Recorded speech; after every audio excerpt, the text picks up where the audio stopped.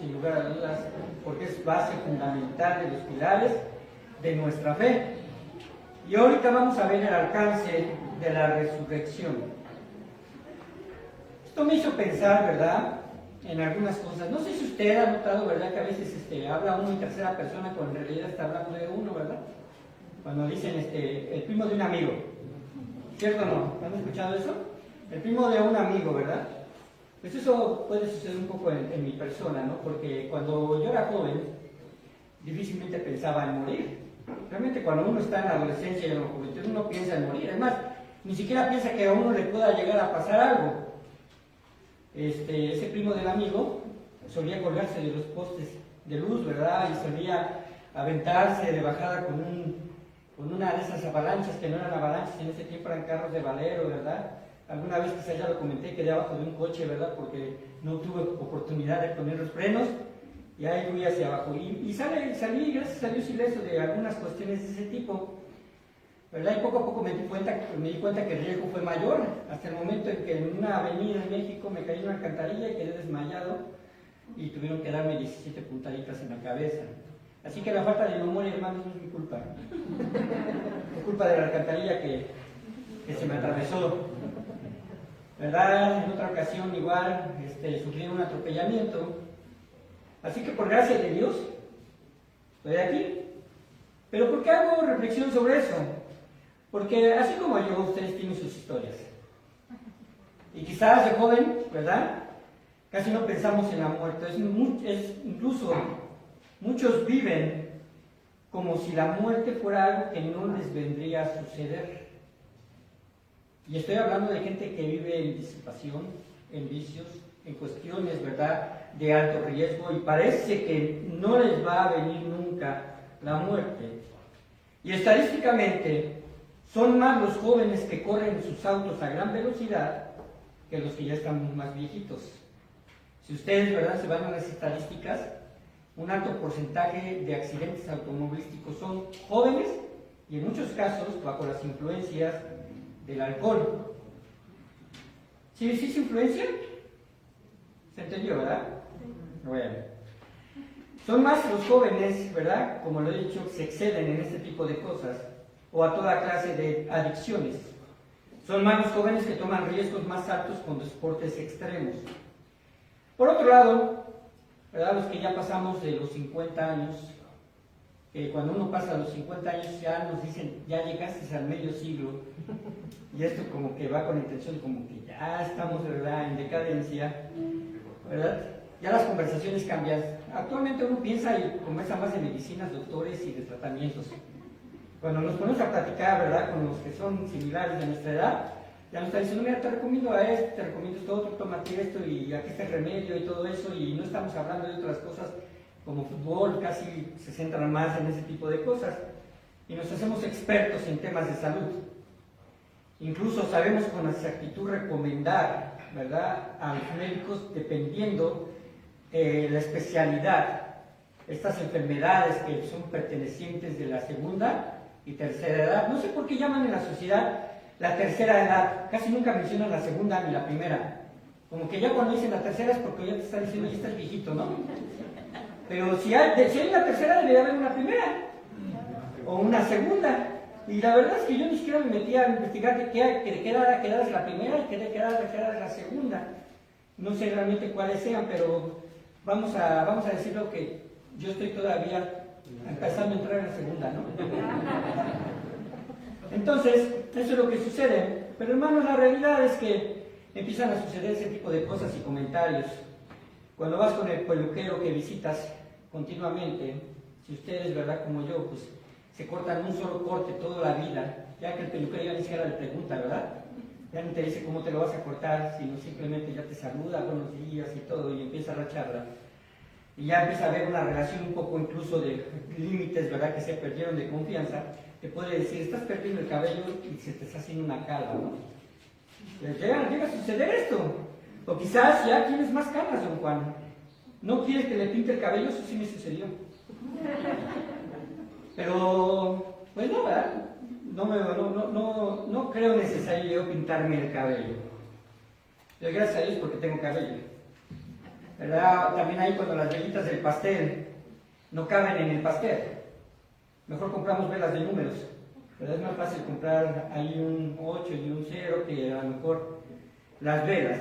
E incluso en la familia, seguramente su hijo le pregunte, ¿verdad? Un pequeño puede llegarte y preguntarte a ti, ¿quién era Chicoche? Porque simplemente no lo conocía, ¿no? Algunos quizás no lo conocen. ¿O qué era el teleguía? En mis tiempos existía el teleguía.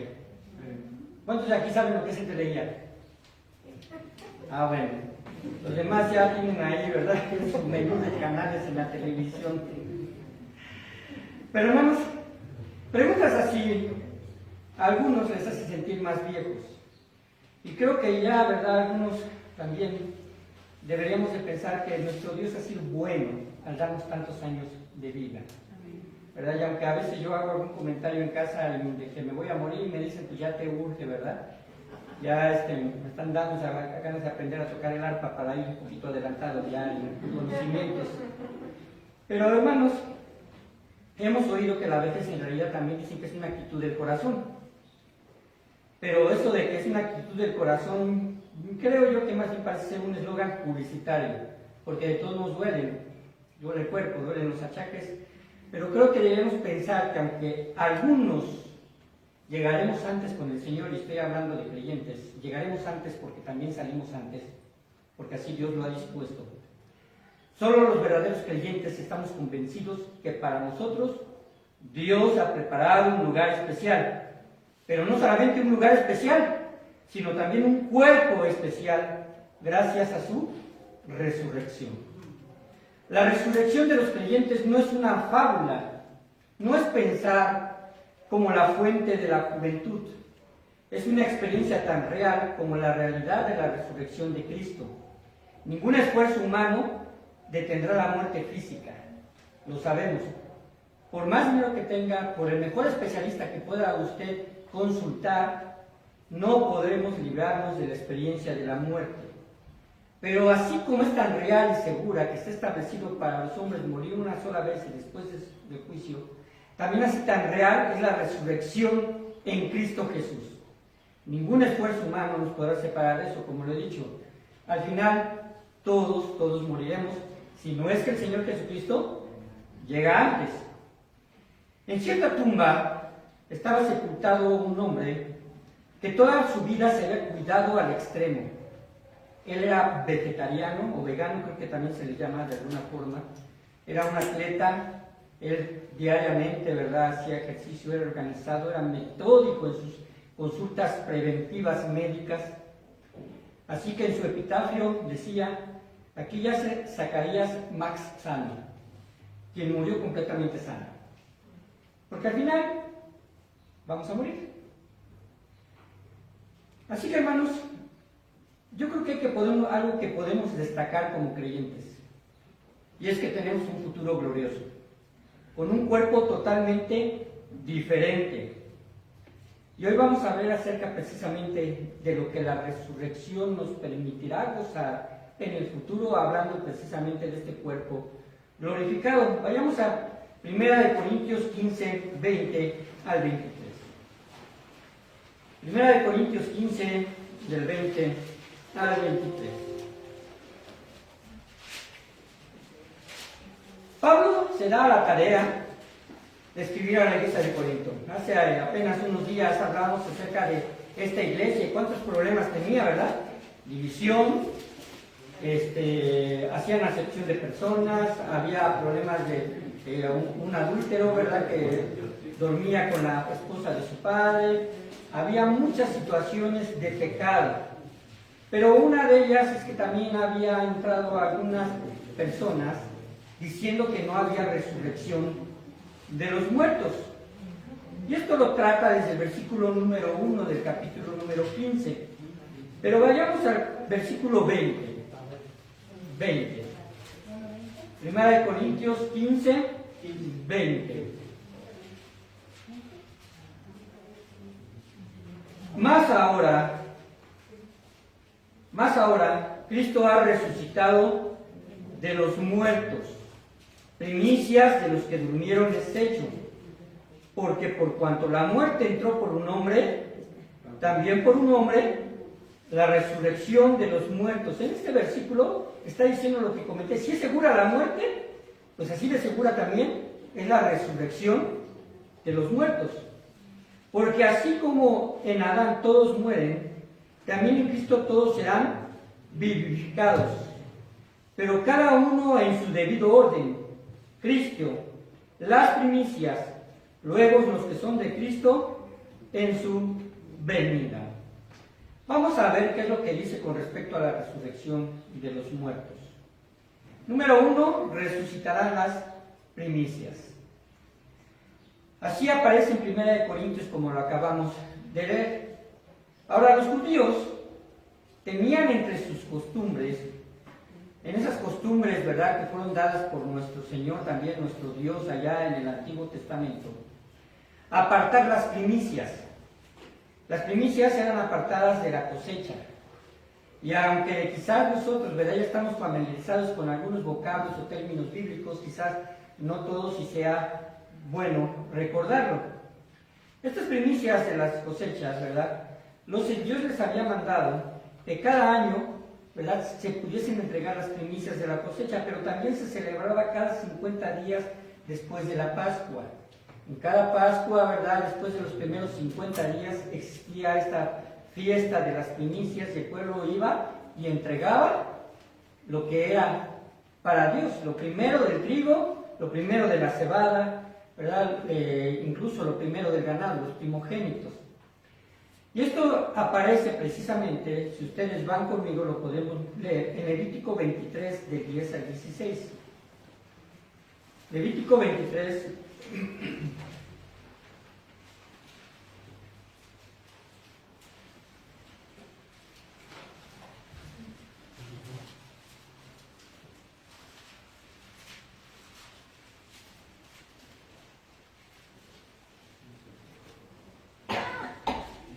¿lo tenemos?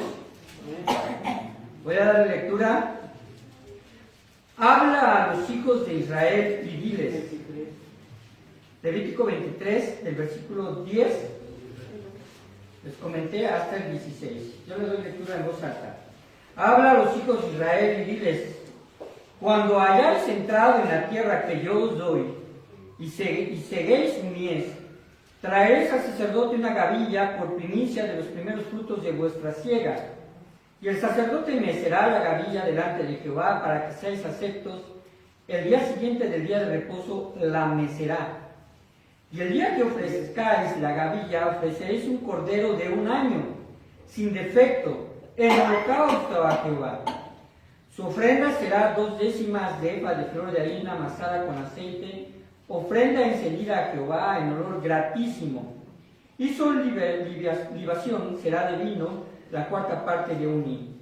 No comeréis pan, ni grano tostado, ni espiga fresca, hasta este mismo día, hasta que hayáis ofrecido la ofrenda a vuestro Dios. Estatuto perpetuo es por vuestras edades en donde quiera que habitáis. Y contaréis desde el día que siga el día de reposo, desde el día que ofreciste la gavilla de la ofrenda mecida, 7 semanas cumplidas serán. Nuestro Dios quiso poner una serie de lineamientos con respecto a que ofrecieran al Señor. Fíjense que la ley y los mandamientos que se mencionan en Éxodo y se mencionan en Levítico y también en Deuteronomio, era una escuela. ¿Una escuela para qué? Una escuela para que los judíos entendiesen algunas verdades con respecto a quién era Dios y cuál era la clase de ofrecimiento que como hombres le podíamos dar. Porque en realidad nuestro Dios no necesita nada de nosotros, sino nuestro Dios está creando en nosotros, ¿verdad?, una enseñanza espiritual para que le reconozcamos a través de todo lo que Él nos da y a pesar de lo que somos. Porque si Él, ¿verdad?, viera lo que somos, pues realmente no somos nada delante de Él. Nosotros somos gente pecadora que no tendríamos posibilidad de estar delante de su presencia. Cuando Él habla acerca de los sacrificios de sangre, nos está enseñando que va a haber un sustituto que precisamente morirá para que nosotros podamos tener acceso a Él. Eso era lo que sucedía en el Antiguo Testamento con los sacrificios que se ofrecían en el holocausto, ahí en el altar. Gracias a Dios que nuestro Señor Jesucristo vino a suplir ese sacrificio por medio de su propia sangre y su propio cuerpo.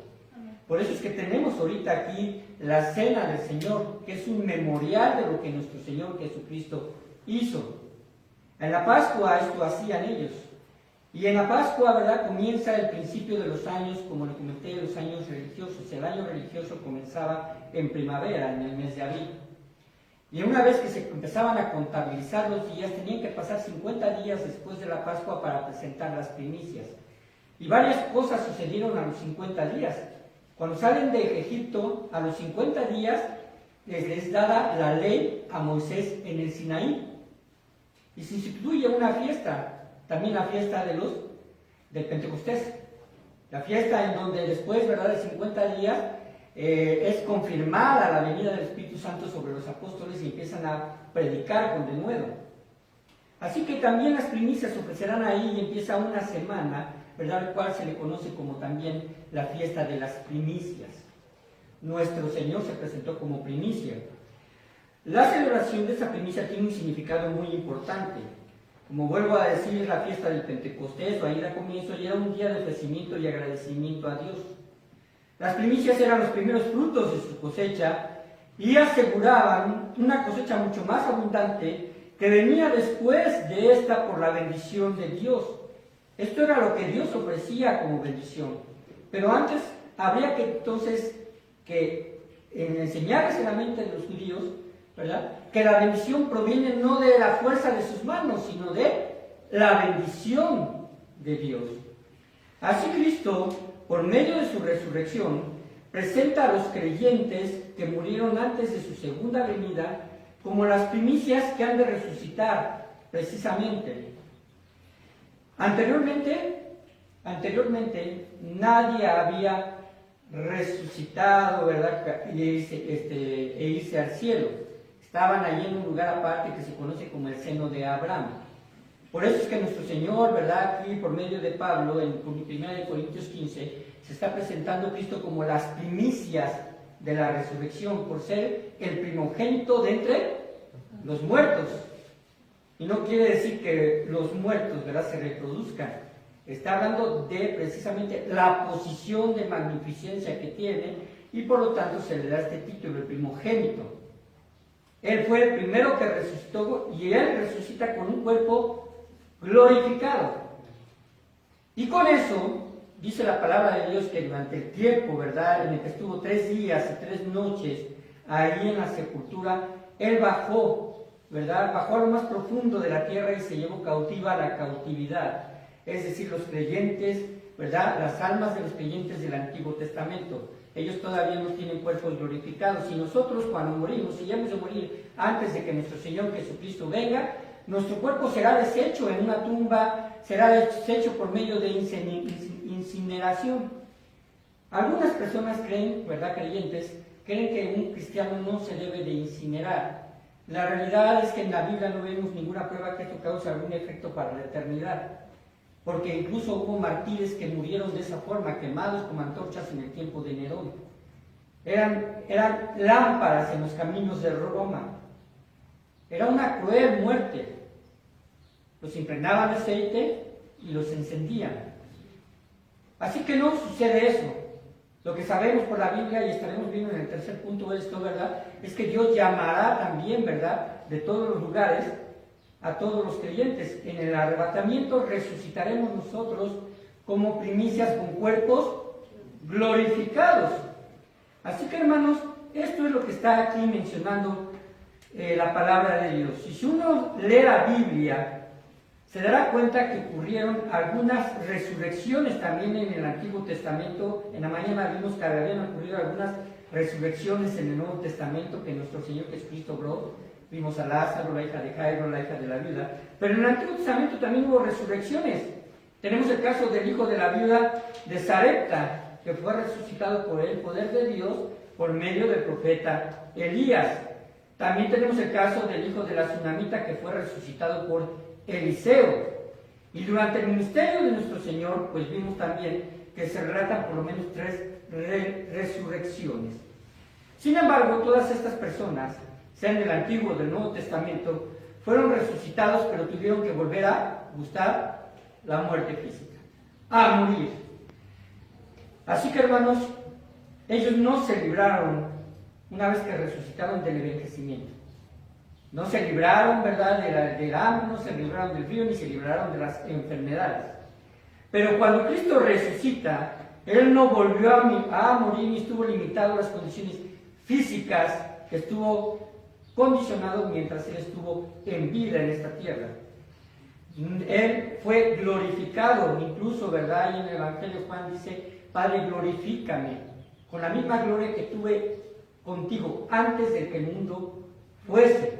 Vuelve a retomar toda su naturaleza integral como Dios, y ahora Él promete resucitar para vida eterna a todos aquellos que crean en Él.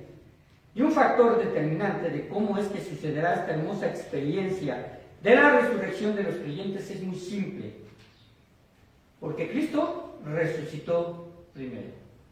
Y si creemos que Cristo resucitará primero, era traer consigo a los suyos. Eso lo prometió ahí en Juan capítulo número 14, a donde yo voy, vosotros también van a estar.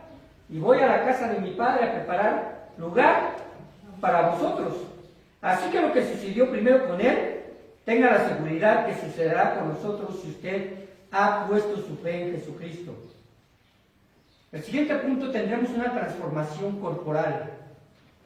No vamos a ser los mismos, ¿verdad? Si usted usa lentes, pues no va a usar lentes. Si tiene ahí a lo mejor, ¿verdad?, pues algún dispositivo en los dientes, tampoco los tendrá. Todo eso se quitará. El versículo 35 de 1 Corintios 15 dice lo siguiente. Vamos nuevamente a 1 Corintios 15, pero esta vez en el versículo 35.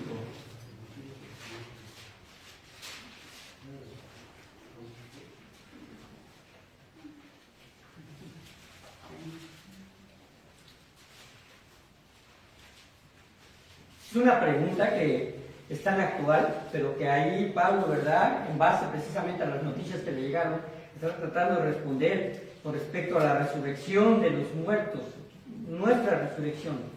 Pero dirá alguno: ¿cómo resucitarán los muertos? ¿Con qué cuerpo vendrán? Algunos se han llegado a preguntar y decir: ¿vamos a resucitar? Si yo me morí viejito, ¿voy a resucitar viejito? O si el bebé, ¿verdad?, que tuvo que morir ahí en la cuna o incluso antes de nacer, resucitará como bebé. La verdad es que son respuestas que la Biblia no da con claridad, solamente hay algunas posturas. Y alguna postura que se basa precisamente en que nosotros seamos semejantes a Cristo. Algunos piensan que la resurrección va a ser también con semejanza a la edad que Él dejó esta tierra. Pero no lo menciona la Biblia de forma clara, es solamente una postura. Lo que sí sabemos es que los muertos que van a resucitar van a tener conciencia, van a tener lenguaje, van a poder razonar como una persona adulta, porque así lo menciona en Apocalipsis, cuando están todos esos millares de millares vestidos con ropas blancas, alabando y adorando al Señor. Entonces eso por lo menos nos da una idea de que no van a ser pequeñitos, ni los pequeñitos, ¿verdad?, se convierten en ángeles con alitas. Tampoco sucede eso, ¿verdad? Ni los grandes tampoco estamos buscando ganarnos las alas. No tendremos esa forma, tendremos nuestra forma física. Y el versículo número siguiente dice, el versículo 36, necio. Es uno Pablo, ¿verdad? Porque pues en realidad pues, era por ignorancia que no sabían, pero quizás ya les había dado una enseñanza preliminar, por eso le dice: pues es que no comprendes lo que te estoy diciendo. Lo que tú siembras no se vivifica si no muere antes. Y lo que siembras no es el cuerpo que ha de salir, sino el grano desnudo, ya sea de trigo o de otro grano. Pero Dios le da el cuerpo como Él quiso, y a cada semilla su propio cuerpo. No toda carne es la misma carne, sino que una carne es la de los hombres, y otra carne la de las bestias, otra la de los peces y otra la de las aves. ¿Y hay cuerpo qué? Hay cuerpos celestiales y cuerpos terrenales, pero una es la gloria de los celestiales y otra la de los terrenales. Una es la gloria del sol, y otra la gloria de la luna, y otra la gloria de las estrellas, pues una estrella es diferente de otra en gloria. Así también es la resurrección de los muertos. Se siembra en corrupción, resucitará en incorrupción. Se siembra en deshonra, resucitará en gloria. Se siembra en debilidad, resucitará en poder. Esto es precisamente la descripción que hace Pablo de un cuerpo glorificado. Y quiero decirles, hermanos, que nuestros cuerpos resucitados, ¿verdad?, tendrán cierta semejanza con nuestro cuerpo terrenal, en el sentido de que nos podemos identificar. Hay varias pruebas. Una de ellas pruebas, ¿verdad?, es Lázaro, aquel que murió, el rico, ¿verdad? Y que el rico y Lázaro, en la historia de rico y Lázaro, Lázaro el pobre, donde se menciona que fueron al seno de Abraham. Y el rico reconoce a Lázaro y lo reconoce por nombre. En la transfiguración, ¿verdad?, reconocen también a quién, a Elías y a Moisés. Esa capacidad que Dios les da ahí a los 3 discípulos o los 3 apóstoles que acompañan al Señor en la transfiguración, la verdad es que es una pregunta que para mí no tiene respuesta. ¿Cómo supieron si ellos nunca los conocieron? Pero sin embargo ahí los reconocen, de tal forma que dice, vamos a hacer 3 enramadas. Eran 3, ¿verdad?, aspectos de adoración que le querían rendir a ellos. Pero hermanos, esto es lo que sucederá. Nuestro cuerpo será glorificado, pero será identificado tal como somos. Será un cuerpo nuevo, será un cuerpo que resucite y que dejará las tumbas vacías si es que estemos en alguna tumba, o dejarán, ¿verdad?, aquel acantilado o aquellas circunstancias en las cuales los hombres creyentes pudieron llegar a morir y quizás jamás encontrados, ¿verdad?, o serán debajo del océano, será de donde sea. Nuestro Dios se encargará precisamente de ese polvo deshecho, ¿verdad?, el volver a reconstruirnos con una mente y un cuerpo diferente. Y además en 1 Juan 3:2 dice, sabemos que cuando se manifieste ¿quién? Nuestro Señor Jesucristo, seremos semejantes a Él. El cuerpo de la resurrección de Cristo, lo sabemos por las Escrituras, que era el mismo que antes había ocupado cuando estaba físicamente. Sin embargo, con características que mencionan algo fuera de lo normal, algo sobrenatural. Él se podía aparecer donde él quisiera y desplazarse a través de los lugares, no había limitación para su cuerpo. Él es Dios. Así que, hermanos, cuando nuestro Señor Jesucristo resucita y esa tumba queda vacía, ese cuerpo mismo fue resucitado, pero en un estado glorificado. Las heridas de su crucifixión eran visibles porque Él lo quiso así, porque es un testimonial de que mirarán a qué traspasaron. Es un testimonial para la humanidad de que el hombre volteó su rostro cuando Él vino por primera vez, y entonces cuando miren y harán lamentación por Él es porque no se dieron cuenta a tiempo de lo que nuestro Señor Jesucristo es y quién es. Así que, hermanos, de esa forma resucitó nuestro Señor Jesucristo. Él podía ser tocado y palpado, lo sabemos porque le dice a Tomás, ¿verdad? Mete tu mano en mi costado, no seas incrédulo, sino creyente. Él no era simplemente una aparición o un fantasma, porque ahí en 24:39 dice, mirad mi piel, ¿verdad?, y mirad mis huesos. Dice, un espíritu no tiene carne y huesos como veis que yo tengo. Se veía humano en todos los aspectos. ¿Recuerdan cuando conversó por un tiempo con los discípulos en el camino de Emaús? ¿Lo vieron como un caminante más? Ni una sola vez ellos cuestionaron si era un espíritu, no cuestionaron su humanidad. Él comió comida real y terrenal con sus amigos también otra vez y en otra ocasión. Cuando se presenta, ¿verdad?, ahí en el que dice el Evangelio de Juan, y que ya tiene preparado ahí un pez, come con ellos y está con ellos. Así que podemos saber que un cuerpo glorificado no será anular nuestra identidad, pero sí nuestra identidad será semejante a la de Cristo. En 1 Tesalonicenses 4 describe cómo los cuerpos terrenales de los creyentes se reúnen con sus espíritus. Dice que a la trompeta de Dios, al final de la trompeta, los muertos en Cristo resucitarán primero. ¿Usted es una persona en Cristo? ¿Y usted va a morir? Por consiguiente será muerto en Cristo. ¿Y qué va a suceder con usted cuando el Señor Jesucristo venga con voz de mando, con voz de arcángel y con trompeta de Dios? Los muertos en Cristo resucitarán primero. Así que si usted tiene un dispositivo auricular, no importa, porque va a oírla. A la voz, ¿verdad?, se levantará e irán con su Señor, con mi Señor. Y seremos arrebatados juntamente con los que habrán quedado, ¿verdad? Aquellos, ¿verdad?, que estarán todavía antes de que nuestro Señor Jesucristo venga a recibir a los suyos en el aire, y estaremos para siempre con el Señor. Acabo de citar 1 Tesalonicenses 4, de 16 al 17. En 1 Corintios 15, 51, no se quiten de 1 Corintios 15, 51 y 52, dice así, 51 y 52. Cuando lo tenga, dígame amén, por favor. Amén.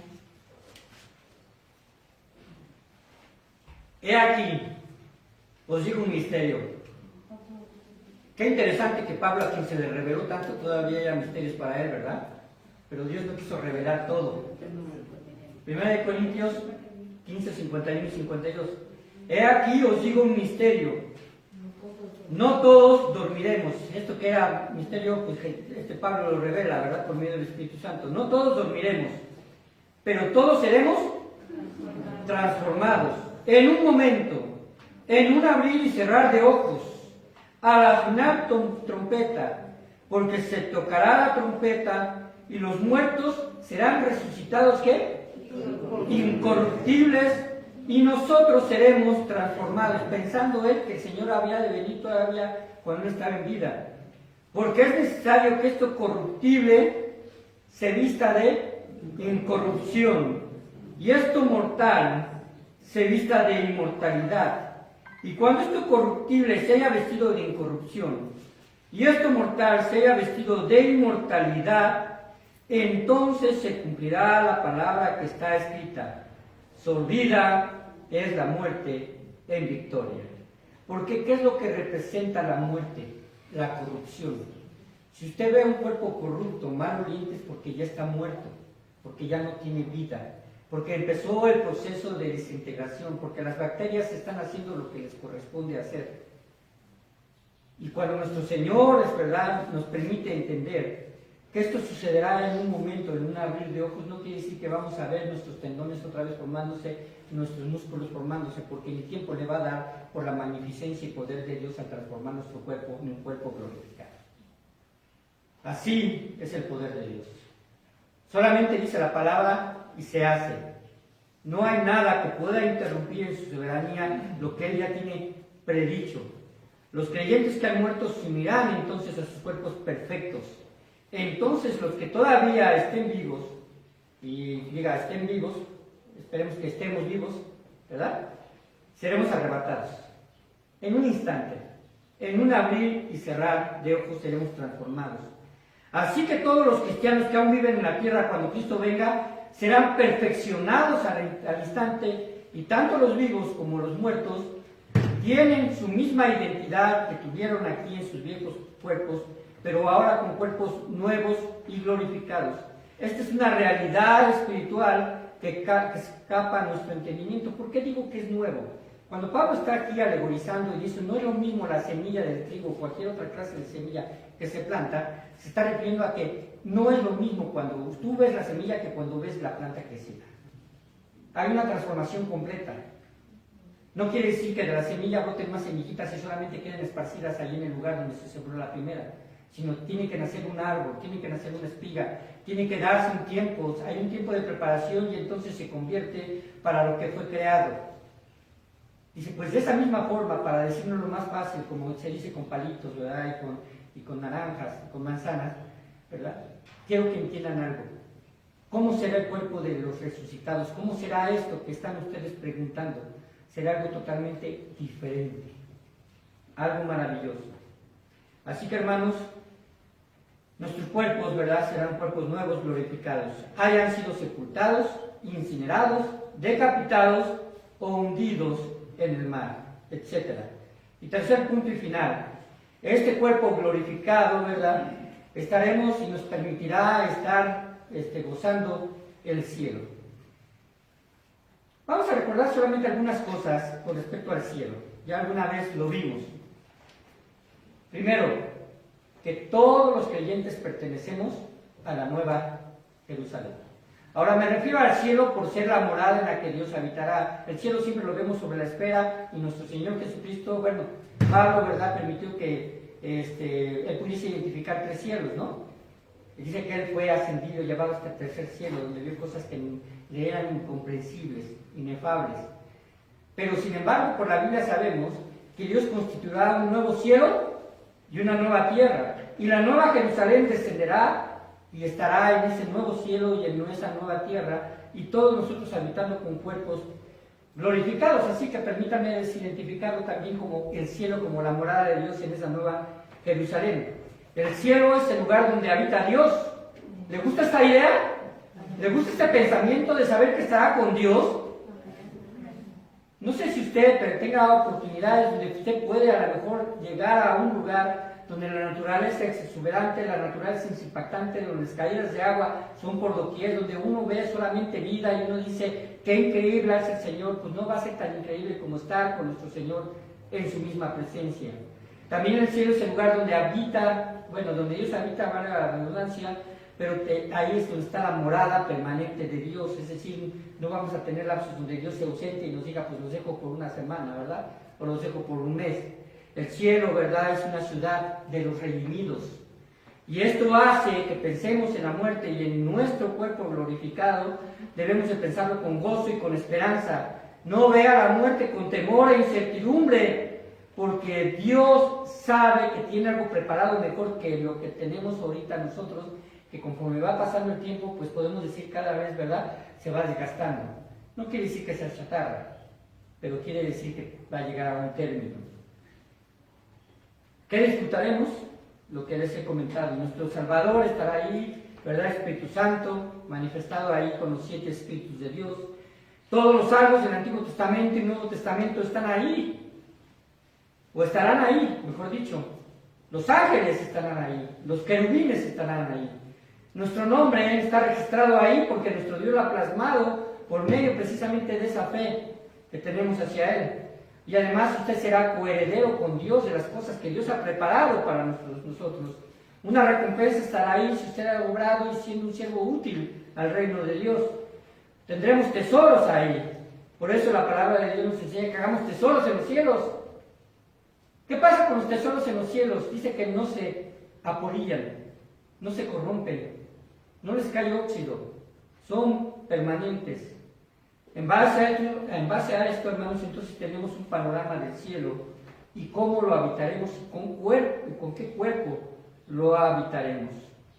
Así que, hermanos, no intente rastrear su longitud, su ubicación, porque su geografía es futura y todavía no ha sido hecha. El cielo nuevo y la tierra nueva será creada por Dios en el futuro. Pero lo que sí sabemos, ¿verdad?, y que actualmente podemos decir que nuestras almas se van a ir al lugar reservado que está en el 3er cielo con nuestro Dios si hemos de morir antes de que Cristo venga, es un lugar exclusivo. Es un lugar exclusivo. ¿Cómo dicen los lugares? VIP o algo así les llaman, ¿no? Que solamente unos cuantos pueden entrar. VIP. Bueno, yo sabía que por ahí terminaba en pi, pero ahí era.